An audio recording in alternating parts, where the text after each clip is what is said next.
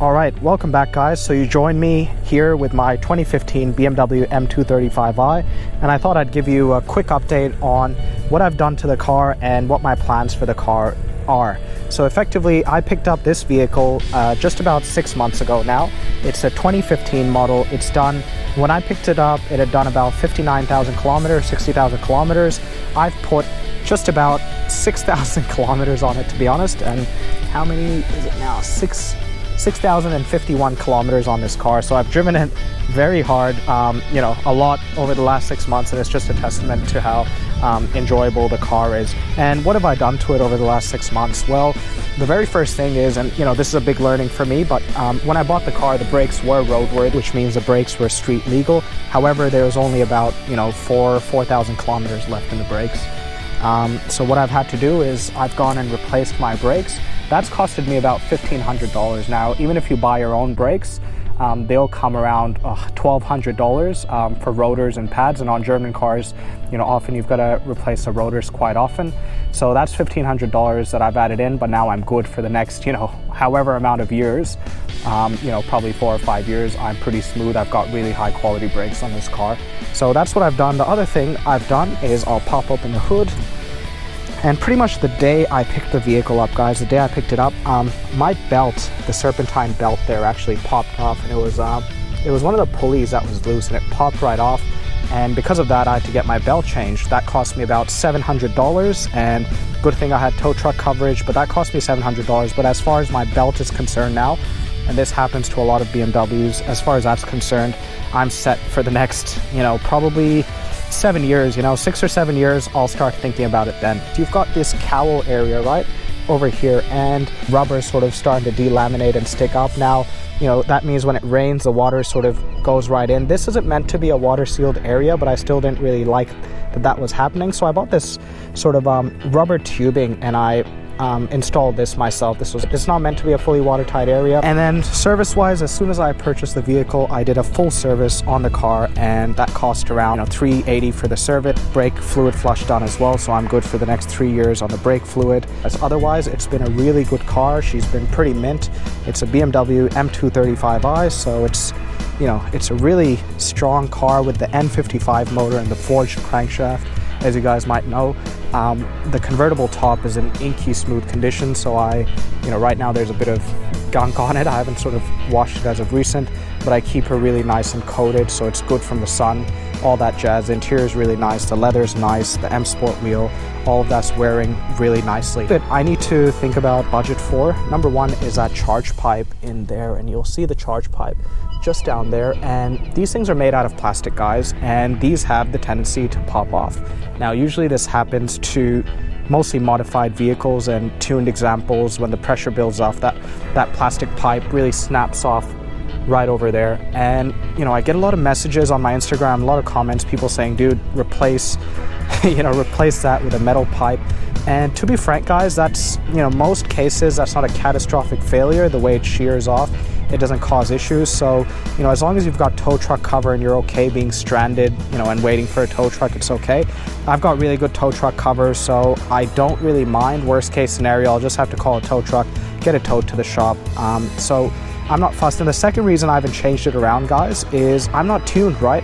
And I'm fully stock, and I really want to provide an example for you guys on how the N55 motors are when they're clean and not tuned, right? This is a very clean example. I bought it off a grandma and a grandpa, and I want to sort of share that experience with you guys. So 66,000 kilometers, my car is 9 years old now. It's a 2015 model, and my charge pipe, thank God, is still there. And I actually want a curiosity for science reasons, see how long that charge pipe can stay and not be broken, right? So stay tuned for that. Now, the other stuff is you've got the ZF 8-speed transmission in this car, and you can see the gearbox there, and my paddle shifters, and the ZF 8-speed.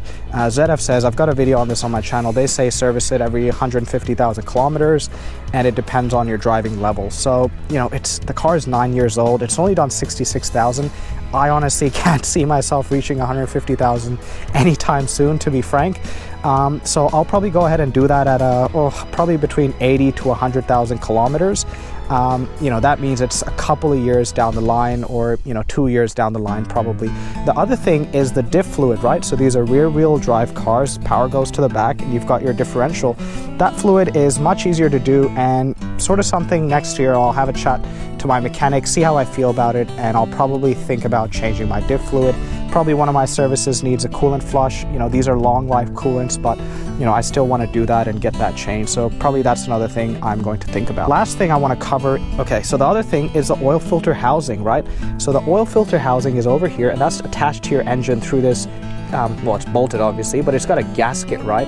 And that gasket has many ports, and that gasket over time and with high heat cycles tends to erode, and that causes leaks, and those leaks can get to your serpentine belt. It's just a terrible thing to have. Very common, I've heard, on the N55s, right? And speaking to a few mechanics, that can go for, like your BMW can go 140,000 kilometers, or they've seen it as early as 30,000 kilometers.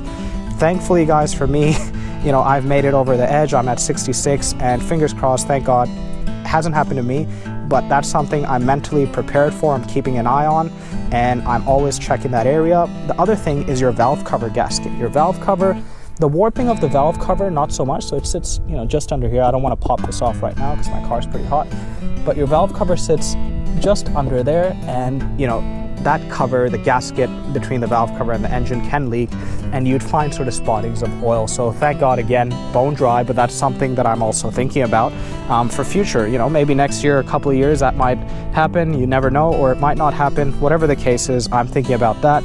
And then you've got your oil pan gasket, a bit less common on these cars, guys, a bit less common, but it can happen, right? So those are some of the general areas. Now, a lot of people will talk about rod bearings and Valvetronic and all that jazz. And look, guys, anything can happen, but I think there's a lot of clapped out examples out there, right? There's a lot of clapped out BMW examples. People have driven them hard, and they've got poor service records, and you're going to get those failures, right? We'll take it as it comes, but I'm not mentally sort of expecting those. If they come, I'll share it with you guys, and it's something that obviously I'll have to pony up for. And one thing I forgot to mention, when you do your oil filter housing gasket, there's this pipe over here and a few other things that mechanics recommend. So obviously, if I have to do that, I'll end up doing that bit as well. Otherwise, I'm not too fussed about a lot of things. I sort of detailed to you how it's looking. I've got to do my tires soon because my tread is running a bit low, guys, and surprise, surprise, it's the rear wheel tires, and my tread is, oh geez, it's running a bit low, so I've got to drive a bit gingerly. That's something I have to think about. And then obviously the age of the vehicle, right? So the car is old, but she's held up like a champion. And one of the things, that I sort of also have to mentally prepare for is things like lights, right? Like my car was garaged its entire life. Really good example, no yellowing, but I know some of the LEDs have issues or can get issues. So I just have to mentally prepare for any, front lights and rear lights. And then, sometimes there's a sensor on your exhaust valve sensor, and that can there's a clip there that can trip out, cheap fix, but something I'm prepared for. So guys, that's sort of what I'm thinking about with my car mechanically. I don't have any plans as of yet to tune it, guys. Financially speaking, in terms of life circumstances, I've got a family. It's not something that's on my mind. This is pretty early days into my BMW experience, and you join me, you've seen how young my channel is, right? You joined me in the very early days of my experience. I'm new to BMWs. I've only owned Japanese cars and Toyotas, right? So I really want to understand the platform and get to it. And to be honest, this N55 motor, and guys, I've got the convertible, right? So I'm not even, I don't even have the fastest sort of N55 example here. It's still really fast. So for me, I don't even get a chance to turn the traction control off, right? The power is so high for me that most of the time I don't even turn the traction control off. In my Mazda MX-5 that I had, I was turning that traction control off every time I got in because the power was so accessible.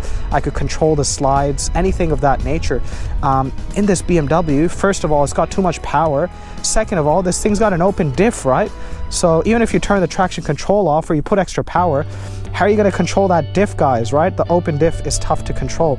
So right now, I don't have plans to mod the car, but I'll say, never say never. Mechanically, I just want to get my bearings, get into it, financially make it through the year and a couple of years. And who knows how this channel does and what you guys want and all that jazz. And you know, if there's a lot of demand and if it makes sense, you might start the journey. But honestly, guys, if I start modding my car, honestly, guys, when I start modding my car, it means, you know, anyone can mod it, because I'm pretty far away from modding my car, you know. So when you got me starting to mod my car, I've kept my car's bone stock. This is, I don't think there's a single modification visually even on this car, right? Even my brakes are OEM. So when I start doing it, it means, you know, anyone can start doing it. I hope you enjoyed that video. Thanks for joining me, guys, and you'll catch me again, and I'll provide you a little update of how things are going. And, you know, the channel's just about being honest with my experience and sharing my thoughts. So thanks for watching, and I'll catch you again.